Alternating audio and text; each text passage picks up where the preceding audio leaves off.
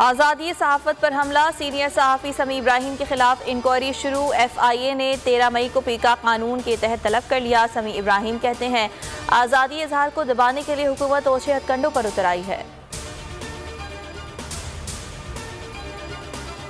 Senior सहाफ़ी समी इब्राहिम के खिलाफ इंक्वायरी पर सियासी और सहाफ़ती हलकों में शदीद गम गुस्सा। शेख रशीद कहते हैं पीका ऑर्डिनेंस PP और नून लीग ने ख़त्म कराया था। इसे शैतानी चमगादड़ ने FIA को अदालत में चैलेंज करने का हुक्म दिया। आप देखेंगे आने वाले दिनों में ये मीडिया के साथ क्या करेंगे।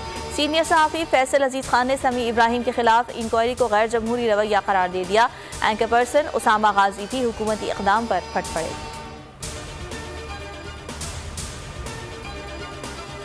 तहरीक हकीकी आज़ादी का दूसरा पड़ाव एबटाबाद में आज होगा। कप्तान दोपहर 2 बजे खिताब करेंगे। जलसे की तैयारियां मुकम्मल कर ली गई। पिंडाल सज गया। खिलाड़ी काफिलों की सूरत में जलसा का पहुंचेंगे।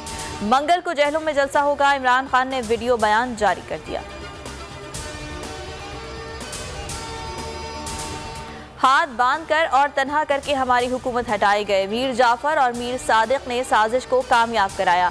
बाप बेटा दोनों जमानत पर हैं। शहबाज शरीफ पर 40 अरब की करप्शन का इल्जाम है। चेयरमैन PTI इमरान खान का ओवरसीज पाकिस्तानियों से खिताब लाइव देखने के लिए पाकिस्तान समेत दुनिया भर में बड़ी स्क्रीन्स लगाई गई।